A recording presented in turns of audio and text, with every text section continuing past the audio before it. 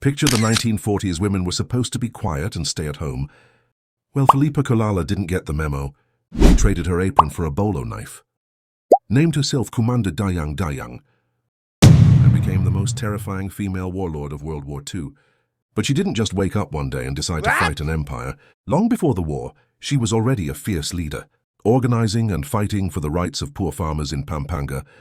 When the Japanese invaded in 1942, while others hid in fear, she immediately organized one of the very first guerrilla resistance forces in the Philippines, and she was an absolute force of nature. Witnesses said she commanded a fierce loyalty that bordered on worship, often seen leading her troops with an unmatched regal authority. Wait, pause. If you are proud to be a Filipino, drop a Philippine flag in the comments right now. Let's see how many true patriots are watching this. Okay, back to the story. Her crown jewel was the Battle of Mandili. Here is the craziest part. Her men started with almost nothing, just farm tools, bolos, and a handful of old hunting rifles. When the Japanese captured some of her soldiers, she didn't negotiate. She didn't call for backup.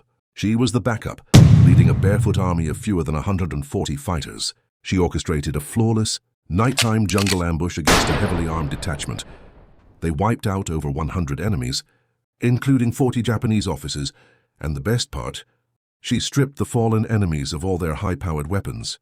To heavily arm her own growing rebellion, she was so notoriously fierce and effective that she became the only woman elected to the Supreme Military Committee of the Hukbalahap resistance.